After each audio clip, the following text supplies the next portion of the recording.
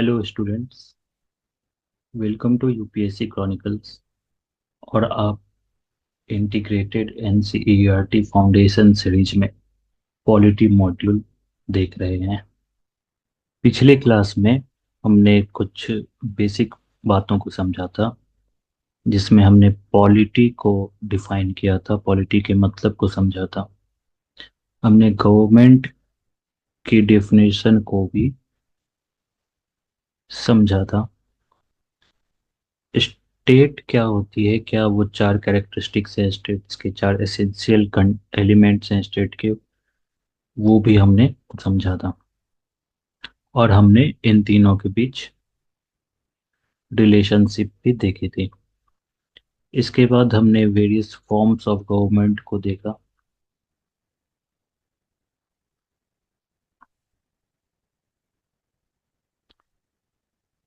और इनमें हमने कुछ फॉर्म्स देखे थे, जैसे ऑटोक्रेसी, मोनार्की, ओलिगार्की, फिर डेमोक्रेसी। तो हमने डिफरेंट फॉर्म्स ऑफ गवर्नमेंट को भी समझा था। लास्ट में मैंने आपको बताया कि इनमें से डेमोक्रेसी जो है, ये democracy based form of government होती है। Democracy based form of government होती है।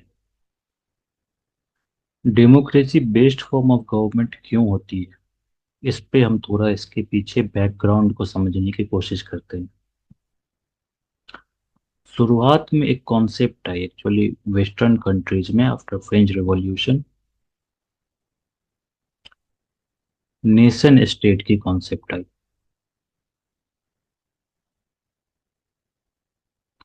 लेकिन नेशन स्टेट से पहले एक नेशनलिज्म की आइडिया यूरोपियन कंट्रीज में आ चुकी थी। शुरुआत में नेशनलिज्म का मतलब था कि किसी रूलर के साथ अलायंस। नेशनलिज्म का मतलब होता है एक कॉमन बिलोंगिंग, कॉमन आइडियोलॉजी जो लोगों को बांध देती है। तो शुरुआत में जब मेडिवल टाइम्स में हम देखते हैं कि all over the world monarchy rule थी, तो रूलर के प्रति अलायंस वो नेशनलिज्म मानी जाती थी। इसका एक मतलब ये भी है कि जो नेशन होती है, जो राष्ट्र होती है, वो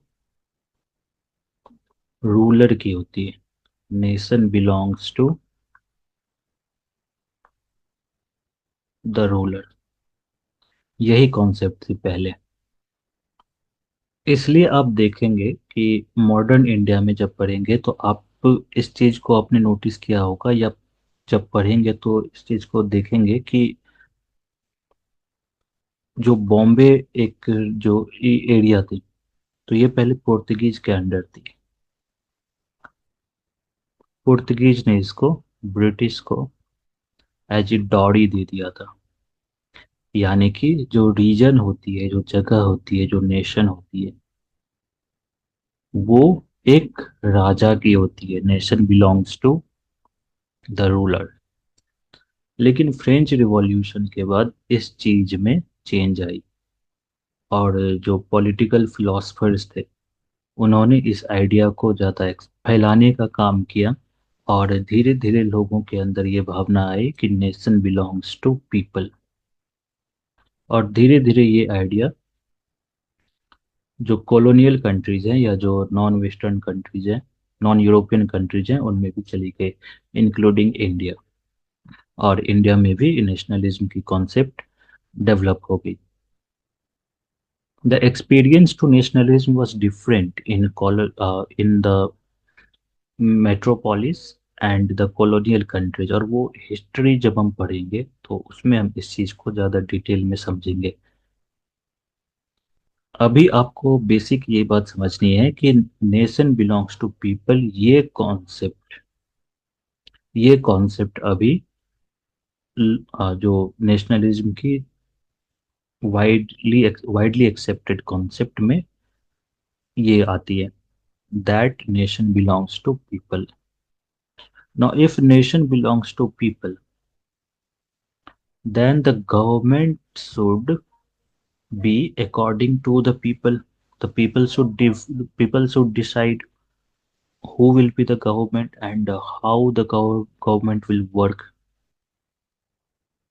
So इस बैकग्राउंड में जब हम डिफरेंट फॉर्म्स ऑफ गवर्नमेंट को एसेस करते हैं, तो उनमें हम डेमोक्रेसी को ही ऐसी फॉर्म ऑफ गवर्नमेंट के रूप में देखते हैं that works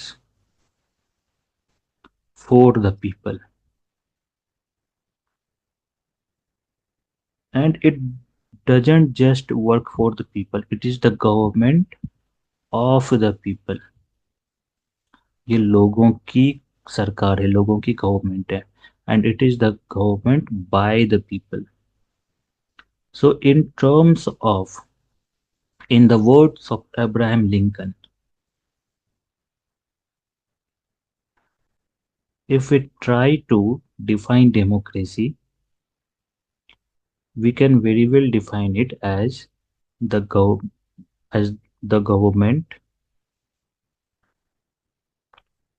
of the people, by the people,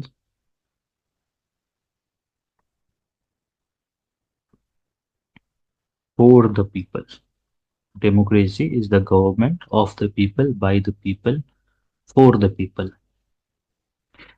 इस डेफिनेशन को अब हम थोड़ा समझने की कोशिश करते हैं. जब हम कहते हैं कि गवर्नमेंट ऑफ द पीपल, तो इसका क्या मतलब है?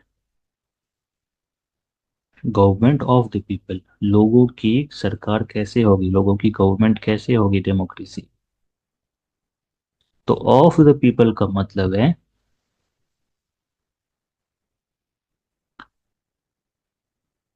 कि people is the decision maker, people is sovereign in democracy.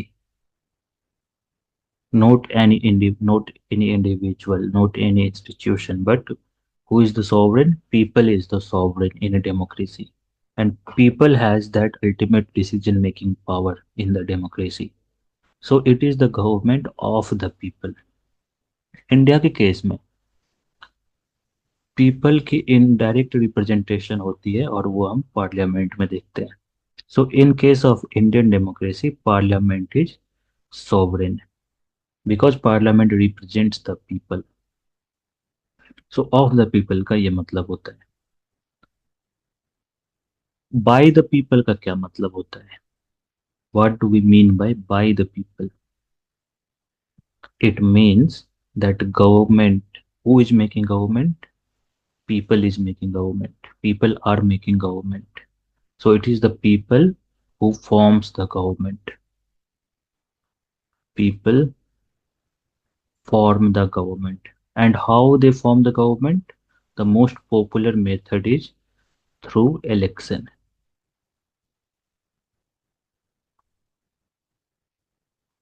Not some sort of selection or any other method, nomination and all. Through election, people elect government. They come together and they elect the government. And we see regular elections in India, and these elections are for forming the government, for electing the government. So it is the government by the people, and how people form the government? They form through election. So election is an important constituent, important element of democracy. Without election, there cannot be any democracy.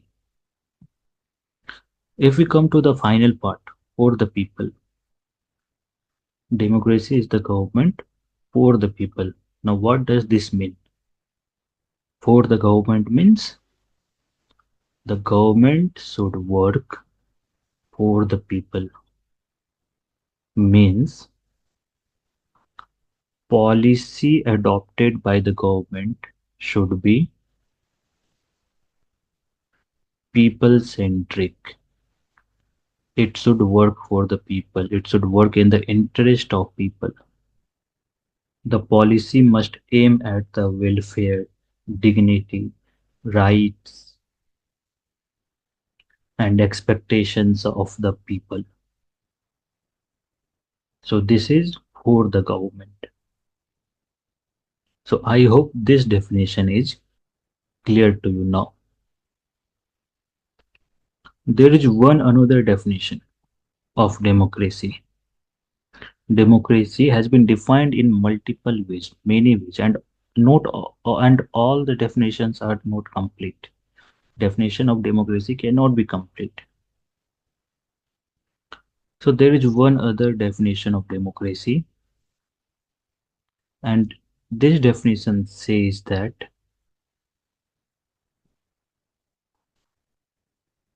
it is the form of government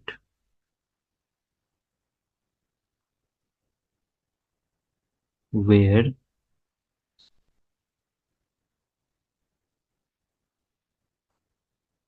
final decision making power, final decision making power rests with the people, जहाँ लोगों के पास final decision making power रहती है, तो ऐसे government को हम democratic government कहते हैं, या ऐसे फॉर्म ऑफ गवर्नमेंट को हम डेमोक्रेसी कहते हैं। तो ये डेफिनेशन जो पीछे मैंने बताया था कि government of the people, where sovereignty rests with the people, sovereignty lies with the people, तो ये उसी की एक पार्ट है। तो what we have understood so for in democracy, we have understood that in a democracy,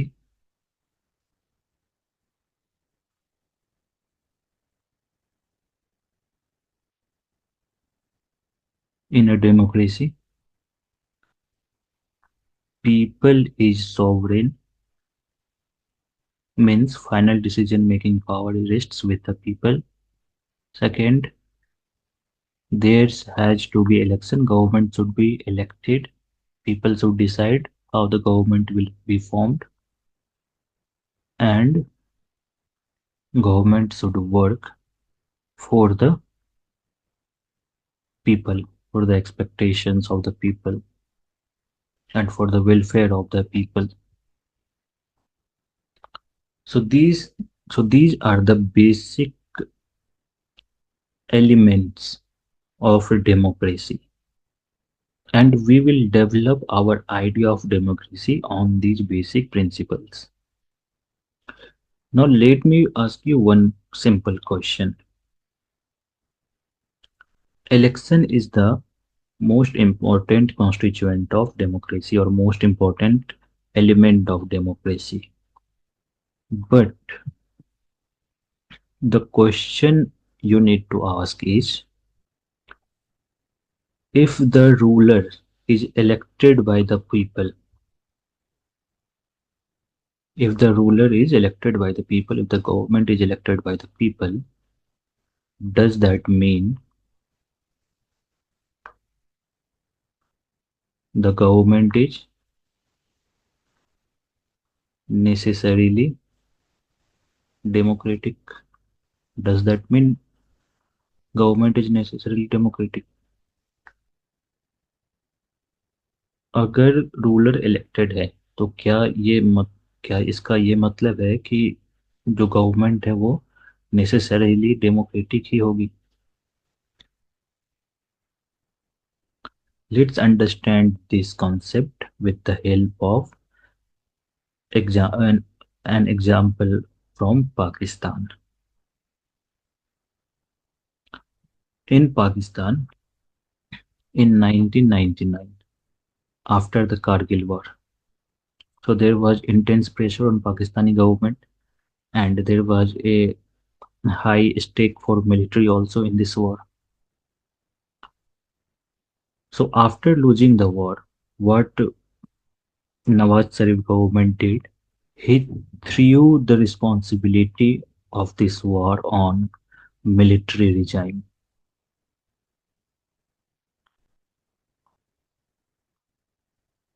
He named military responsible for this war, for this disaster,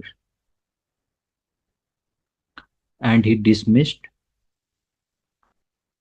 military general at that time, who was Pervez Musharraf.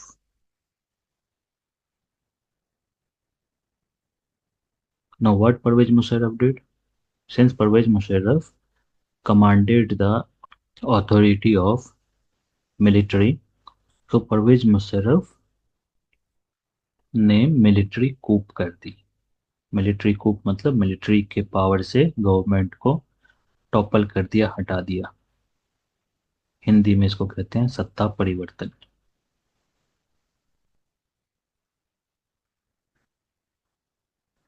तो परवेज मुशर्रफ ने military कूप कर दी, और इसके बाद जो पूरी power है वो अपने हाथ में ले ली। Assumed total power in his hands.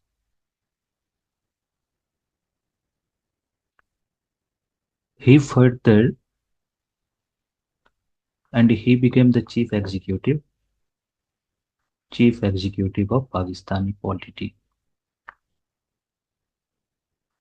उसने चीफ एग्जीक्यूटिव के पोस्ट को चेंज करके प्रेसिडेंट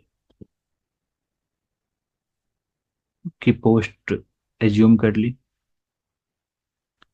और इसके बाद इन 2002 एक रेफरेंडम के थ्रू, रेफरेंडम एक तरह की डायरेक्ट पार्टिसिपेशन होती है, डायरेक्ट वोटिंग होती है, जहां एक कंट्री के लोग डायरेक्ट वोट करते हैं। तो एक रेफरेंडम के थ्रू अपने टर्म को 5 साल के लिए बढ़ा लिया। Extended the term for 5 years। 5 साल के लिए अपने टर्म को बढ़ा लिया through a presidential order. Through a presidential order, it is also called legal framework order. Through a presidential order in 2002, he amended the constitution of Pakistan। Amended the constitution of Pakistan। और इनमें कुछ major changes किए, जैसे कि president can dismiss national as well as state assemblies. President national assemblies और state assemblies को dismiss कर सकता था। जो कैबिनेट थी, civilian cabinet, civilian cabinet to be supervised by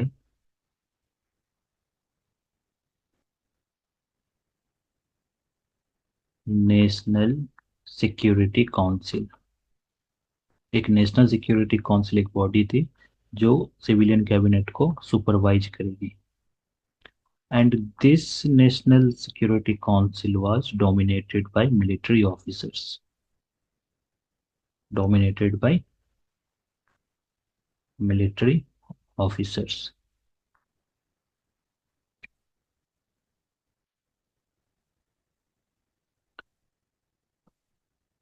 अब इस केस में देखो, जो पाकिस्तान के लोग थे, तो उन्होंने तो गवर्नमेंट इलेक्ट किया, they elected government,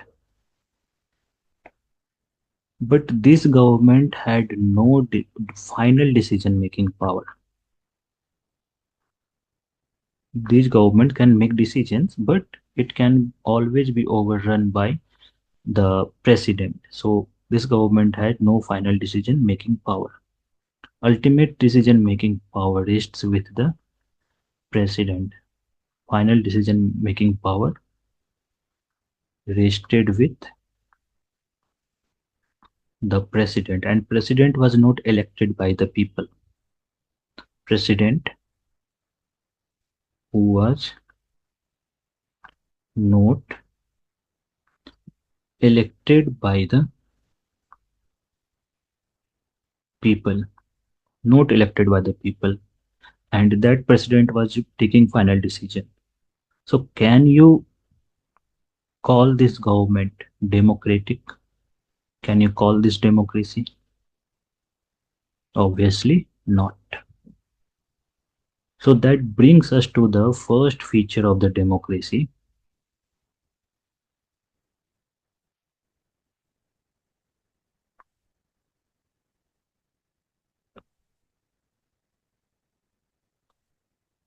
features of democracy.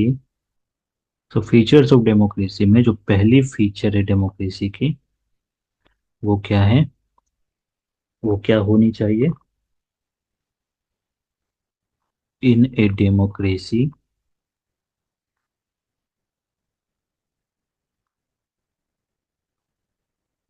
The final decision making power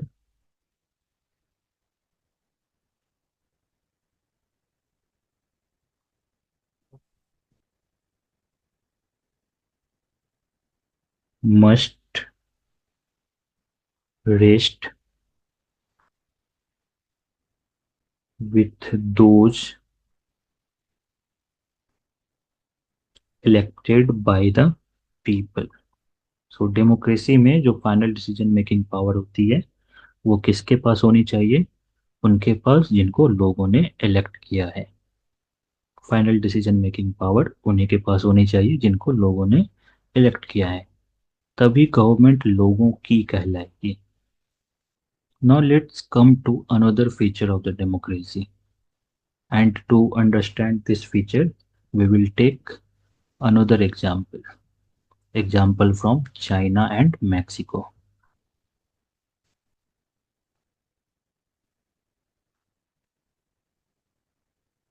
China case.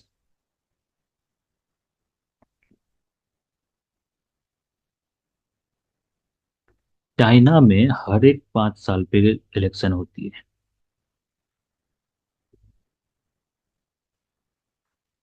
Election at every 5 years, हर 5 साल पे इलेक्शन होती है।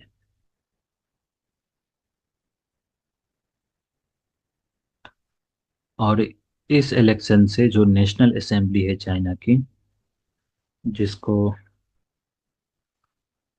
क्वांगुओ रेनमिन दाइबियाओ कहते हैं। So it is the national assembly of China, also called China's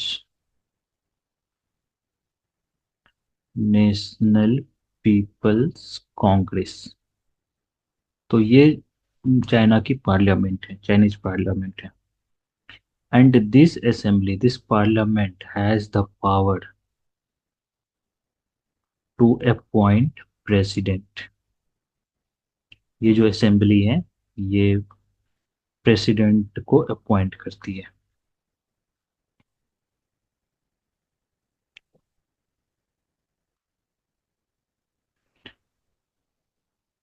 and this assembly has one of the highest representation, almost 3000 members are elected. Elected, यहाँ election से यहाँ पे 3000 लोग आते हैं, 3000 मेंबर्स रिप्रेजेंट करते हैं लोगों को। And out of these 3000, some members are elected by the army. इस 30,000 में आर्मी की भी रिप्रेजेंटेशन है, तो यहाँ तक कोई दिक्कत नहीं है। आर्मी की है तो आर्मी भी एक सोसाइटी की, इस कंट्री की ही एक पार्ट है, तो उसकी भी एस्पिरेशंस होती हैं, उनके भी कुछ इच्छाएं होती हैं, तो उनको रिप्रेजेंट करना कोई दिक्कत वाली बात नहीं है। तो दिक्कत क्या है चाइना में? दिक्कत कहाँ से शुरू होती है? तो ये जो 3000 मेंबर्स हैं और जो इलेक्ट होते हैं, और कई सारे मेंबर्स कॉन्टेस्ट करते हैं, तो बिफोर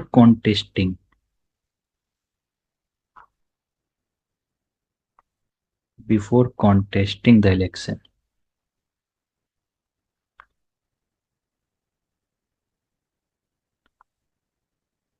A candidate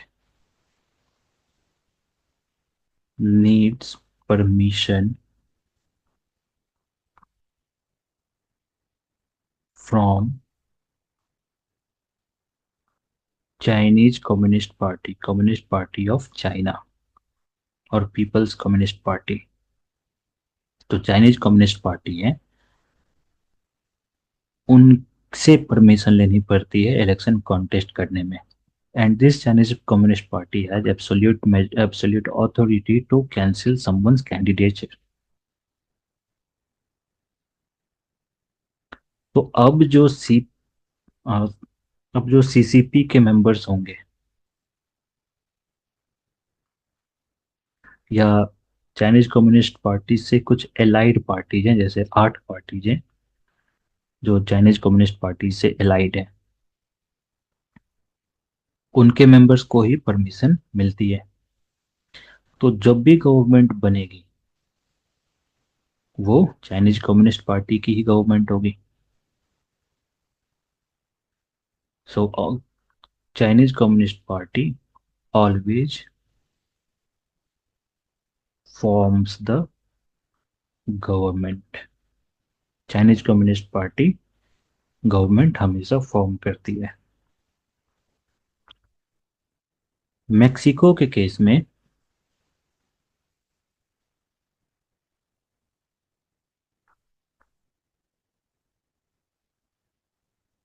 मेक्सिको के केस में मेक्सिको भी एक कॉलोनी थी। सो 1930 में मेक्सिको को इंडिपेंडेंस मिली। मेक्सिको को 1930 में इंडिपेंडेंस मिली। और यहाँ पर हर 6 साल में इलेक्शन होती है गवर्नमेंट को इलेक्ट करने की।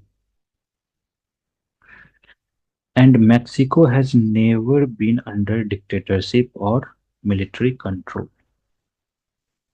नेवर बीन अंडर डिक्टेटरशिप और मिलिट्री कंट्रोल। तो सब सही है अभी तक। लेकिन यहाँ पे जो 2000 तक until 2000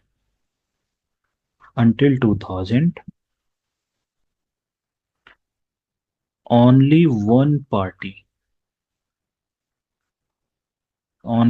one party won all the elections. 2000 ईस्वी तक लगभग 70 सालों तक सिर्फ एक ही पार्टी ने सारे इलेक्शंस जीते हैं। This was the ruling party till 2000, institutional revolutionary party. Institutional revolutionary party, short में इसको पीआरआई कहते हैं। तो पीआरआई 70 सालों तक लगातार हर एक चुनाव जीतती रही। अब ये जो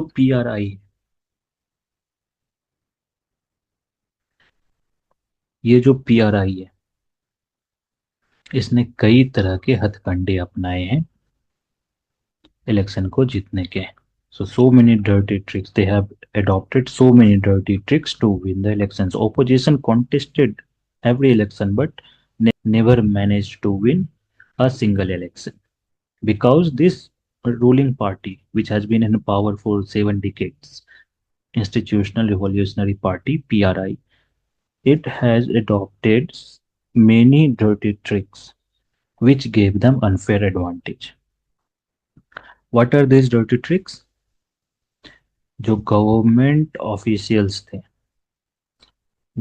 ऑफिशियल्स को पॉलिटिकल पार्टी की यानी कि इस पार्टी की जो मीटिंग थी उसको अटेंड करनी पड़ती थी। Government officials were required to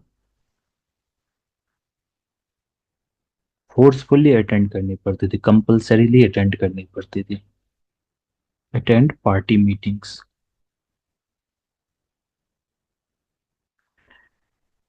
government school के टीचर्स को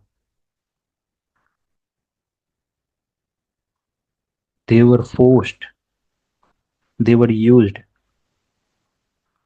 to force parents to vote for PRI.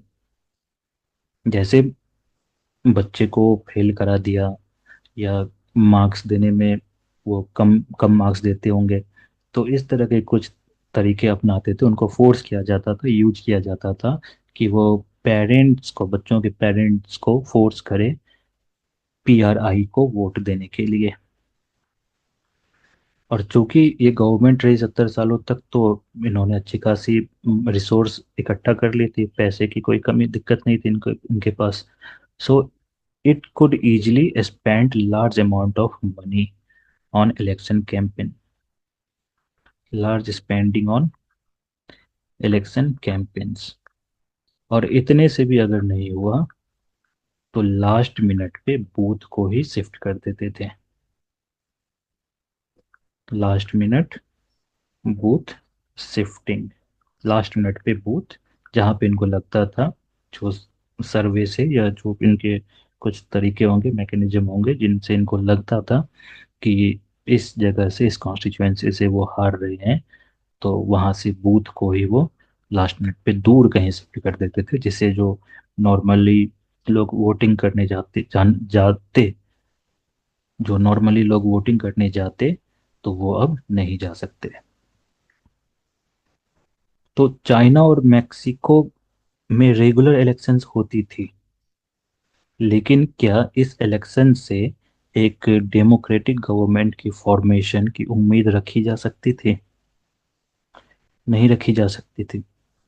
China की एग्जाम्पल हमें दिखाती है कि people in fact has no real choice or alternative other than choosing candidates from the ruling communist party। क्योंकि सारे member, सारे कैंडिडेट सीसीपी के ही रहेंगे।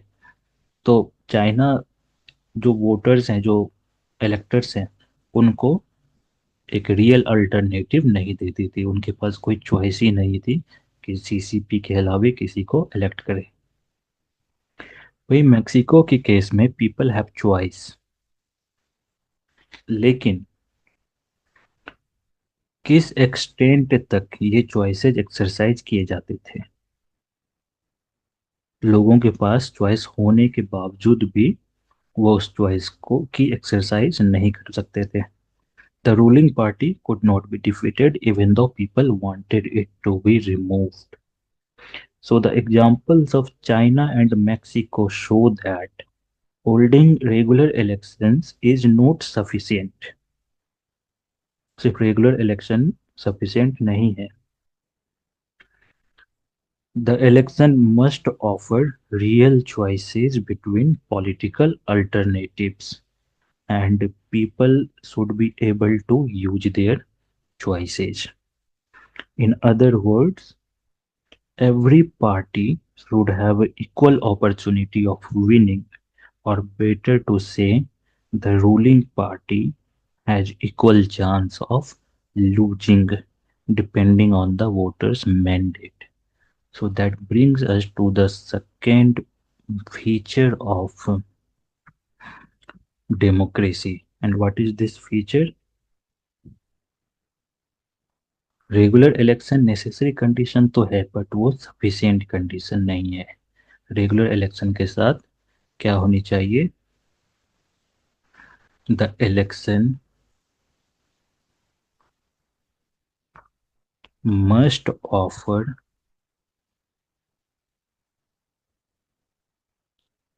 Real choices between political alternatives. Political alternatives के बीच रियल चॉइसेस ऑफर करनी चाहिए। Real choices, real choices मतलब क्या? कि एक्चुअली में वहाँ पे अल्टरनेटिव हो, डाइवर्सिटी हो, और जो लोग हैं वो उस चॉइस को एक्सरसाइज कर पा रहे हो। So this is the second feature of democracy.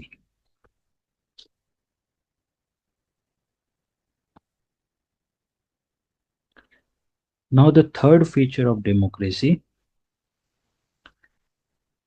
we shall understand with the help of three examples: Saudi Arabia, Estonia, and Fiji.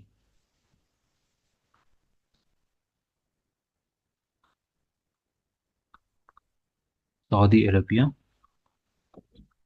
Estonia and Fiji. ये जो सेकंड फीचर में हमने देखा कि जो लोगों के पास रियल चॉइस होनी चाहिए, लेकिन किन लोगों के पास? क्या सबके पास रियल चॉइसेज हैं? किसी के साथ किसी तरह की डिस्क्रिमिनेशन हो रही है?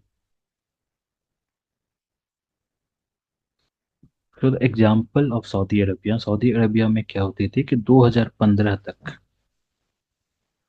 2015 तक, 2015 में women got the voting rights, women got the voting rights in 2015। So 2015, 2015 से पहले इलेक्शन में वुमेन्स पार्टिसिपेट नहीं करती थी। एस्टोनिया में रशियन माइनॉरिटी जो है, Russian minority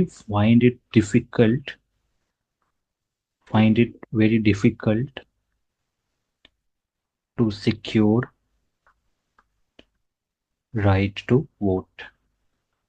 right to vote में कई सारे कंडीशंस हैं,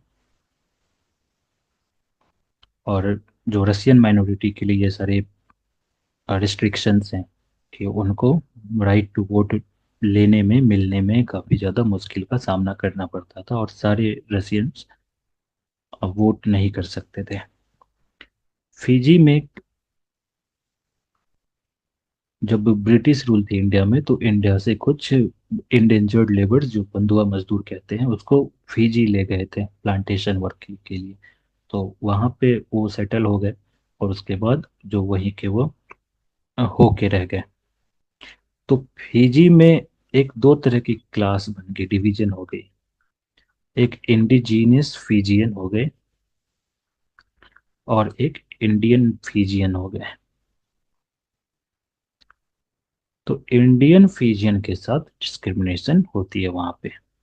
जैसे इलेक्शन में ही जो इंडियन फिजियन की वोट है, जो इंडिजीनियस फिजियंस की वोट है, जो वहाँ के ओरिजिनल इनहेबिटेंट्स हैं, तो उनकी वोट की value,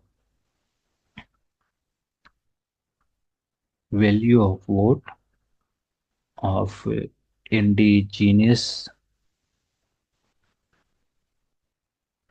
फिजियंस is more than Indian Fijian.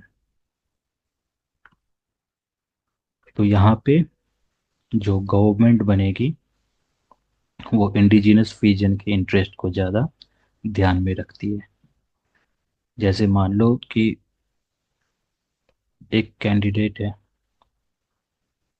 और 10 लोग इंडिजिनस फिजियंस हैं, और 10 लोग इंडियन फिजियन है।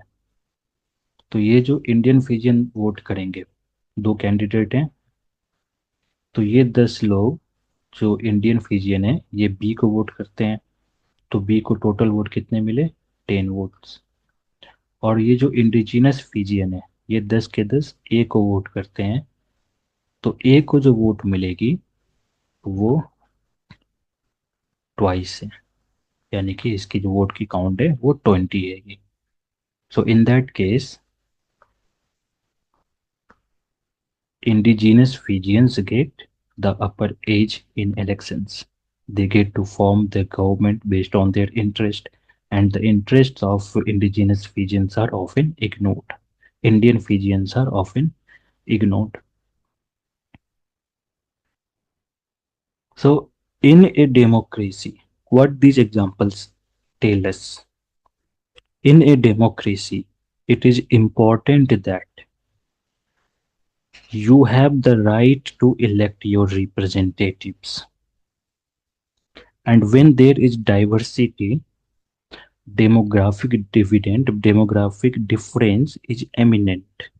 जो डेमोग्राफिक डिफरेंस है, चाहे वो किसी आइडेंटिटी को लेकर के हो सकती है, इथनिसिटी को लेकर के हो सकती है, रिलीजन को लेकर के हो सकती है, या लैंग्वेज को लेकर के हो सकती है, तो ये डेमोग्राफिक डिफरेंस होती ही है, होंगी ही, ये एमिनेंट है जहाँ भी डाइवर्सिटी होगी.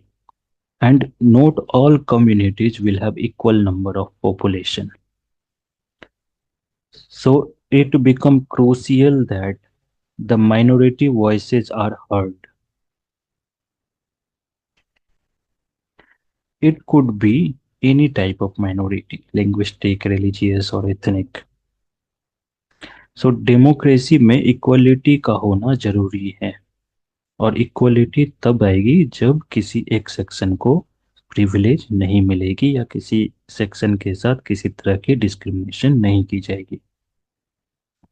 So the choices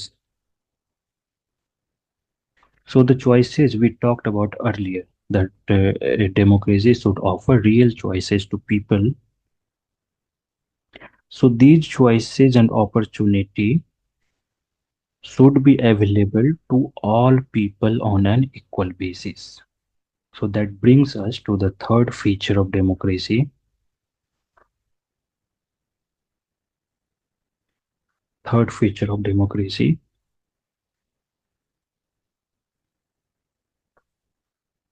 the choices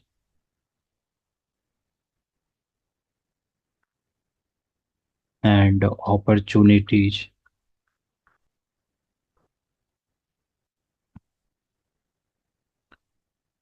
to change the government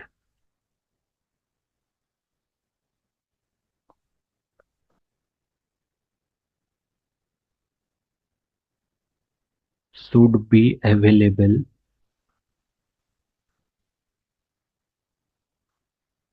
to all people on an equal basis. Equal basis पे सभी लोगों को ये चॉइसेस अवेलेबल होनी चाहिए. So all over the world there is this phenomena called universal adult franchisee. Universal adult franchisee. Franchisee means right to vote.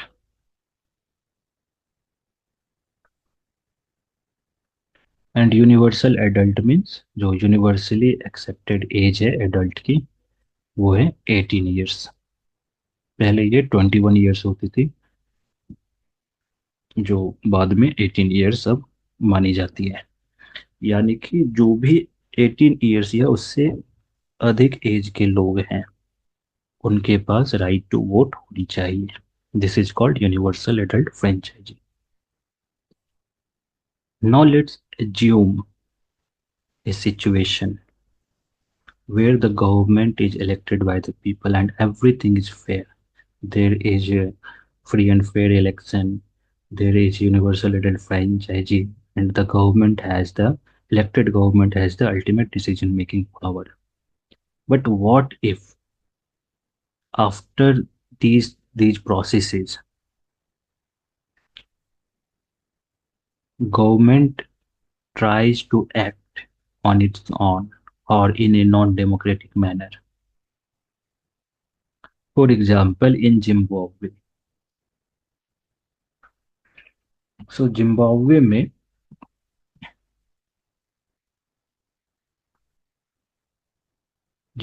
became independent from British rule in 1980s. और 1980 से एक पार्टी थी, सानू PF. So it led the struggle for independence in Zimbabwe, and after independence, it became the political government. It formed the government. So people voted for the government, and this was the government which was elected by the people, and this was the government which has final decision making power. Final decision making power.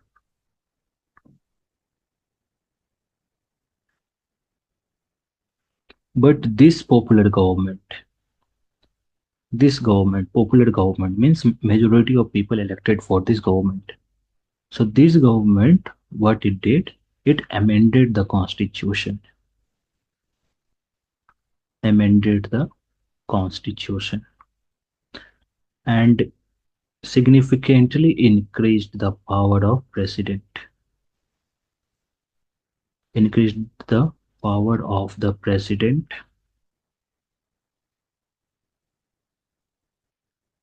significantly. It did not stop there. It actually harassed the opponent parties, harassed the opponents. Their meetings were declared illegal or their meetings were disturbed by police. Journalists, whoever criticized this government, journalists were harassed, journalists were jailed, their license were cancelled, they were jailed, they were harassed. Political parties were harassed, journalists were harassed. Everyone who spoke against the government kept were either put to jail or they were harassed in other manners. Public protests and demonstrations. Public protests and demonstrations were declared illegal. It had control over TV and radio. तो जो ये government चाहेगी उसी तरह की programme आएगी। ये ज़्यादातर अपनी प्रोग्राम्स, अपनी पॉलिसीज को ही लोगों के सामने पेश करते थे। Even courts order were not followed. Court orders were not followed, and even judges were harassed. Judges were pressurized and harassed. So the example of Zimbabwe shows that even the popular government, that is, government elected by the people, can be undemocratic. Government elected by the people can be undemocratic.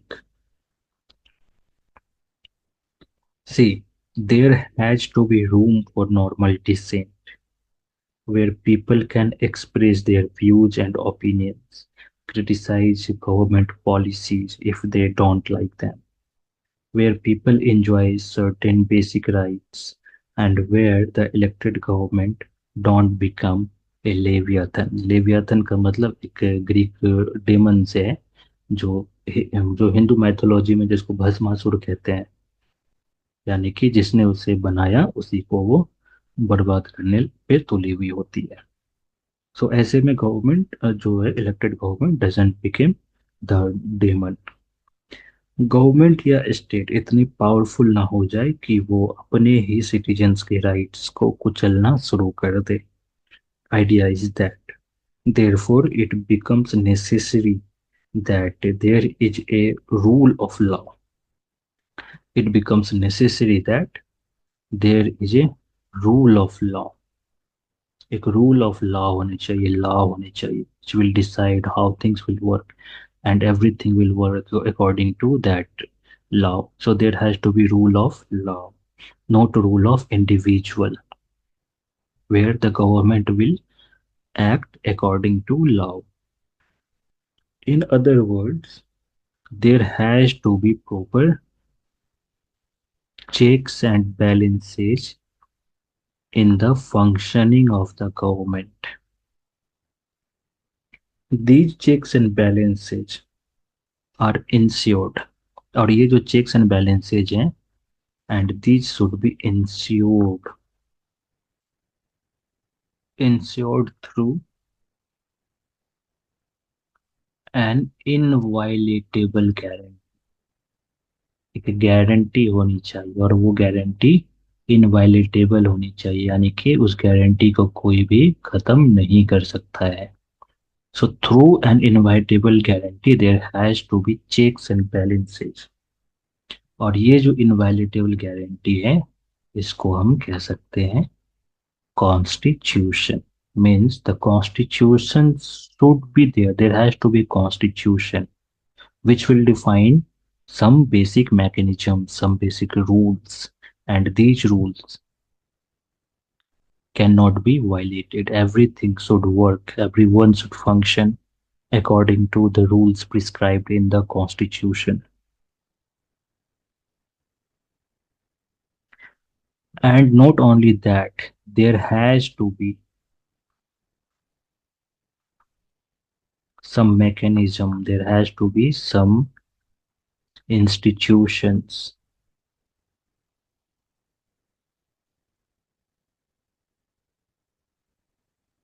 to protect this Constitution.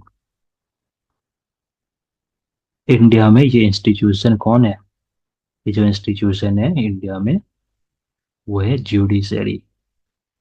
Judiciary has this responsibility of protecting the constitution. So the fourth characteristics or the fourth feature of the democracy, if we summarize this, we can say that a democratic government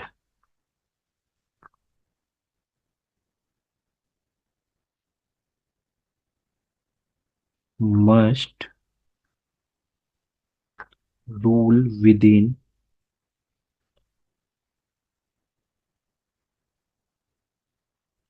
the limits set by the constitution, or constitution limits the government limited by the constitution, government limited by the constitution. अब ये बात अगर आप समझ गए हैं तो 2024 में जो क्वेश्चन आई थी प्रीलिम्स में, व्हाट डज कॉन्स्टिट्यूशन डू, तो उसमें एक ऑप्शन भी दी थी, इट लिमिट्स द गवर्नमेंट. तो वो ऑप्शन आप सही कर सकते हैं.